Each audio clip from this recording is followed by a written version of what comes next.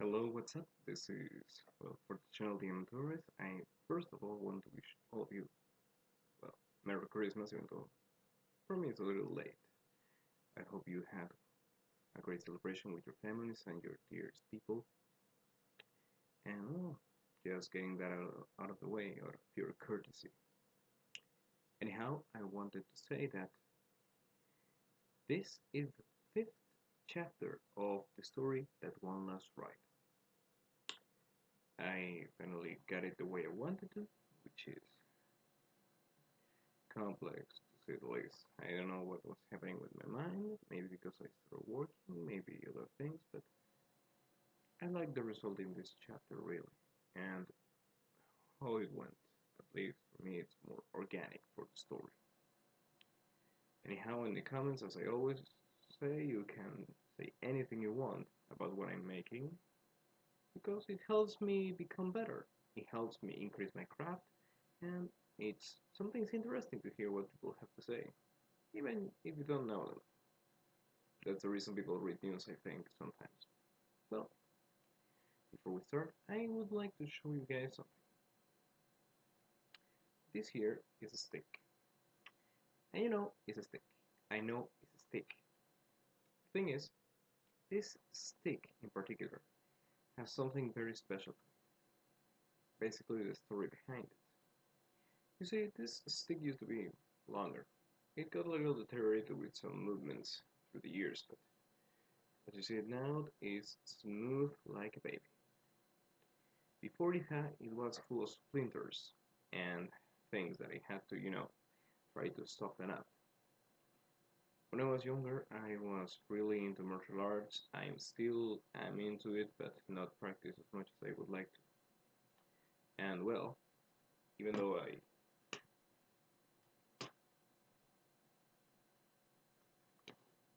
have my tricks, this particular thing is one of the things that started me in that way, which was for more control, understanding, and discipline, along with the idea of being stronger for myself. For it was a tough time at the moment, and I started watching a lot of a lot of shows of heroes that use martial arts, and I thought they are not big, they are not muscular or strong, they are just technique and effort, and that really moved me to go into the place. As I said before, this stick used to be full of splinters. Not anymore. After I got them all in my hands when I was younger, playing with this, trying new moves, new combos, I just tried over and over. I got hit in the head many times. Maybe that's the reason I'm like this. I don't know. But the thing is, I got hurt while trying this. My grandfather was sometimes pissed, like, why are you playing with the sticks? You're gonna hurt someone. Kind of that idea, but I cannot say it completely as he said it because there was some profanity in the middle, and he also had like these big cheeks, like bulldogs. So when he get mad, his cheeks will go like. So I can't do that. I don't have enough cheeks for that. Anyhow, the story I wanna talk about right now in this chapter has a little to do with the story of the stick, because I mean it was years of practice and effort to, with my hands practicing with this, take out all the splinters it had. It was so dry, so messed up, but I just kept trying because I thought to myself, I don't want to give up. One of the few times that I thought to myself that, and I have had that feeling in me since that moment for a long time, like a really long time. And I think it's a great feeling. Even if it's something simple, when someone says, I don't want to give up, that's amazing. It's someone saying, everything is set up for me to just screw it, but just for the hell of it, I want to keep pushing forward. Let's see what I get. Bring it on, boy. I'm here. That's courage. That's determination. And a lot of people have that when they have that feeling inside. Sometimes people have that feeling. Have what it takes to obtain it. But how can I say? They don't face the adversity or situations in a condition where they can develop it, where they can discover it, even though it's deep within them. They don't manage to do it. I still believe there are a lot of people that I have seen who have lived in a lot of I give up mentality, but still I feel they have, and I'm not like sugarcoating anything, the qualities to be more tenacious and strong. Think about this in your daily life. How many people have you seen that just said, I don't want to do it? I just don't think I can. I give up. That's it. Nothing more, nothing less. Sometimes that might be the case, but not all of them. There are fewer situations nowadays than actually are. Sometimes man just has to keep trying because that's what we do. That's what humanity is. We keep trying one error at a time, over and over. The whole scientific method is trial and error. The philosophy of many who try in sports is try. You're not gonna get it right. No shit at the first time unless you're a fucking genius. But still, you gotta try. You gotta give it a shot. I know some shy people or more introverted people have trouble with this. I was like that before, and I developed this idea that there are things that I won't do. Like, I have a small list of things I won't do. Mostly because it's not a situation of I don't want to give up, more like there's no way I'm doing that because I certainly don't see myself doing that. One of them is eating a slug. I don't care if it's French cuisine, I'm not eating that guy. Period. Anyhow, determination is something that is inside every human being. Whether you like it or not, you're still alive and survive because you have the determination to do so in the very core of your being. Now, extrapolating that determination into something else, making things and people and things in your life being as valuable as your own life for the sake of you not giving up, assigning that, having your priorities and ideals set for that. That's amazing. That's a big step into trying to become better because you start to see things in a scale of values that you understand and feel comfortable with. And at the same time, you don't care too much if people don't understand that scale of values, but it works. Anyhow, I just wanted to keep that reflection before we go into the chapter, as it has to do with the theme, and I thought maybe that little story of me, an anecdote, and a little reflection, as I always love to do for the people who wanna, exercise their minds more than just reading the story. It's to me something wonderful. Anyhow, just let's just jump right into it and see how it goes, shall we? Well, here we go. Hope you don't find any trouble with this. This is That One Last Ride, Chapter 5. Sorry, Chapter 4. I got. I really thought about something for Chapter 5 and now I realize I said it wrong. Anyhow, it's staying in the video to show that I'm human and I can screw up. Anyhow, here is Chapter 4, First Blood. So let's continue from the start of the greatest beatdown of my life at that point. Fresh blood on my mouth, possibly internal bleeding and my bone structure feeling like a cracker, and by all means I was sure to crack in either tears or barf, and then unconsciousness. My so-called instructor looking at me with his glowing eyes, getting the humanity kicked out of me by some unnatural monster conjured from a deep place, where my screams of agony would probably be one of the top 10 hits. Doubt flooded my mind. How do I fight this? Does it have a weakness? Is there an escape route?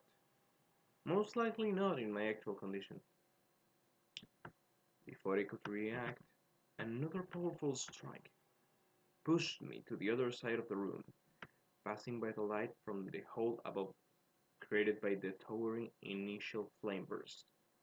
This thing was playing with me, had enough power to beat me in one simple punch, crushing my skull or tearing me apart, yet he bullied me like a sack of potatoes to maybe see how long it would take for me to break. Even when I was near death's door, when I felt in the ground the dirt and I feel like it, like dirt, really. For some reason, I also felt deep in my heart anger, wrath, unstoppable and irrational rage boiling within me. He underestimated, he underestimated me. He wants to kill me for his greedy enjoyment. He devoured those who brought him here for that cursed body. Betrayed hopes, destroyed for no reason, and it's a beast without sentient empathy, unforgivable beast, wants to send me to hell with it. They say in despair, either you surrender to it calmly, or you go out kicking, and something in me changed that moment. For some perspective, all my life I was told values, rules. What was I supposed to do to function, to be what they needed? I always lived for the service of those by my side, never a slave, and happy to be abused. And now, for the first time in my life, there were people I could not help. For the first time in my life, there were people I could not help. Those for who I fought every day, determined to be better each morning, were not with me. In this dark chamber where only me and death were dancing in the clash of flesh and blood, that's where I understood that I never saw myself beyond of what I could be for others.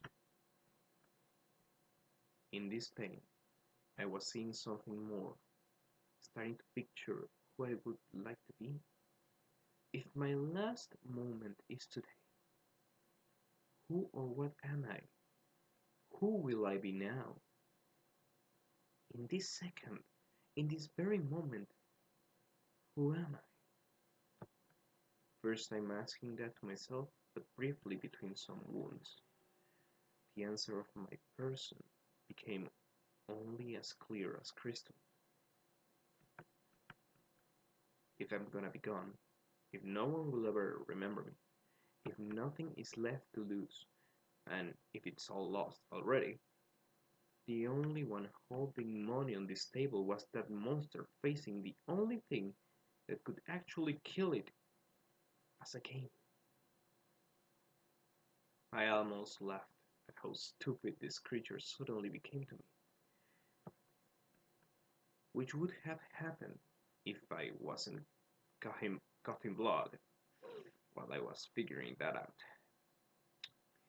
I made a choice at that moment, a rule to follow, a fierce step on the path I was going to be riding later. I won't take for hope for granted. I deserve nothing, but I decide who deserves what from me.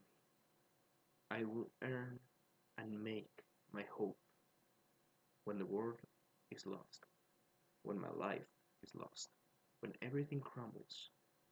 The best use of my time will be fighting that which I despise. I'm ready to say no to the universe, as the universe already said no to me.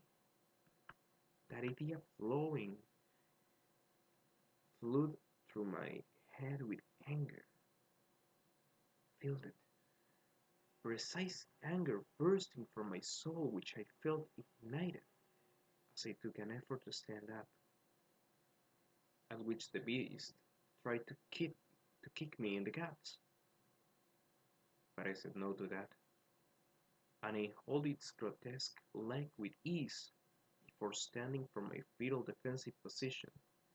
I was still hunched from the pain, as this monster got surprised at the result of his attack, hitting the thread of a simple mortal fly, and jumped back. My eyes could see the truth. The glow reflected on it. There was fear on the demon. Fear from me.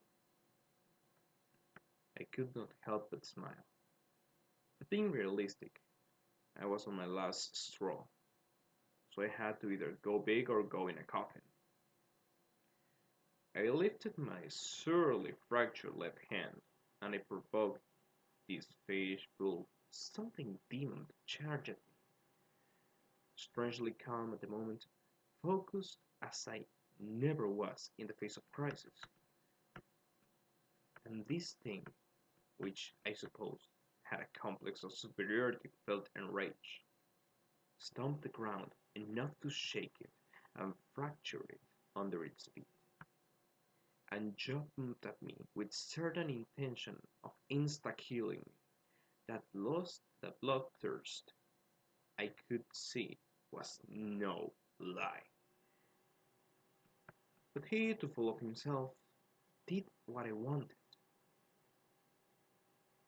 and suddenly all my hatred, my wrath, my desperation, my disgust, my fear, my frustration, all of me felt concentrated on the right hand holding my injured side, which I projected as the last resort fist to the face, screaming like a maniac at the words as the words and numbers in my hand reacted to who I was. The plate and the chain got out from the number again, but this time was different. It was spinning at amazing speed, cutting the air as it projected on a straight line from my knuckles to the skull of the fiend with the potency of the most powerful air-compressed cannon I could think of. The beast then landed in front of me, severed, flesh rotting fast, bone burning to ash, and their nasty fluids evaporating like a magic trick, leaving a cloud of sulphuric smoke,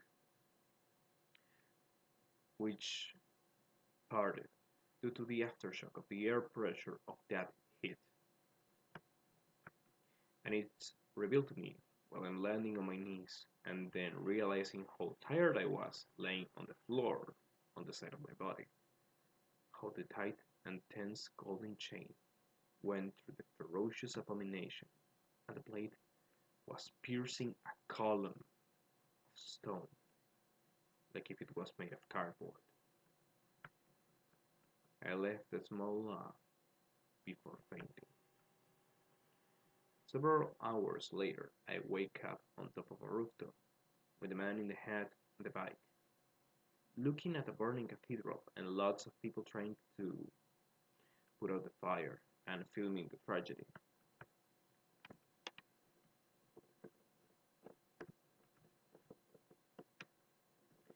I see my body, still bruised and feeling pain, but my bones are alright, and I feel like the pounding I received was not as hard as I thought. As soon as I recovered consciousness, I hear from my loving teacher the first two words without anger I ever heard of him. Good fight. I was shut silent, just watching the people down there, trying to save the place. Not sure what was next after a while seeing this and feeling weirdly more okay, I ask. Now what? He turns back at me, with tears dripping, and he handed me a book. An old leather-covered book with worn-out pages. Gives me a firm handshake and tells me, know the road flows within you. tell me what's next. He bows down in the more humble and respectful way I have ever seen to the bike, before walking from the rooftop to the border, taking his hat off, looking at the stars of that late night illuminated by the burning building in dim, warm colors, smiling still in tears, and he started to crumble to dust, and started saying the last words I felt I would ever hear from this mysterious man who was by my side since my tragedy started, a few days ago. Lesson 5. No matter which heaven, no matter which hell, no matter which world or word, Then he turned to me, pointing suddenly, and then pointing to his heart. there is no horseman without a man behind the saddle. Be true to that man, and you will be true to the road you ride. I bid you a good journey, Baron. As the dust cloud he became raised above, with a wind of no source pulling him higher and wider, I felt his presence an illusion. I seated by the light of flaming structure in that roof, and in my look for answers I opened the book given to me. It was a diary, owned by a man named Salvatore Donovan, born in 1835, California, USA, and died tonight, 2022, at 3:14 a.m. And I may be the only one to ever know. And I read through his journey as the one before me. He even wrote about his life as a man before being deleted of the cosmos, as he said, like me. At some point, even with all his rage, his bad attitude, the terrible memories he gave me, I couldn't stop crying. The diary told me a lot of things. I felt pity. I felt pity for him. I felt grateful. I felt like he guided me, and felt the same for me, but he could not share it. I know how confusing these last memories sound, and you might be wondering what was in the diary, but I think my heart is about to explode if I don't take care of it appropriately, and next time I will talk about the man with golden eyes, of Salvatore Donovan, the former third rider of the Apocalypse. Hope you don't miss his tale, as I know I won't be forgetting it till my journey ends. And that would wrap it up for this chapter 4. Now I said it right, 4 of That One Last Ride. Hope you liked the story. I felt a little emotional with this chapter, and yeah, I have feelings too. Yeah, I know. So hope you enjoyed it as well, and see you around. Have nice stories, have nice decisions, and nice lives. Don't forget, determination is always within us. You sometimes just need a little push in the right direction to let it go, to know what is to own your road and own your world, what it means to be true to you, no matter how hard the struggle. Don't forget, everyone has the potential to develop that, to become better for them and for everyone around them. we give up, that's where it ends. If we keep on going, the adventure continues. The pain also, but that does not mean that after it there isn't more, that there isn't memories, that there isn't stories, treasures, lessons, things that would define us. Don't be afraid to live. They're all gonna die. Don't be afraid of living, like if you're gonna die today. Because when you think about it, I mean, there's always the chance I got hit by a meteor or something that could happen to me. And I thought about it a lot. Like, I had my season where I was thinking about it a lot, about the chances of bad things happening to me. But then I realized that I don't control that. And I'm not gonna live with fear all my life. I'd rather have life live with fear of me. So go out, find your determination, find your road, and own it. Best of luck, and Godspeed.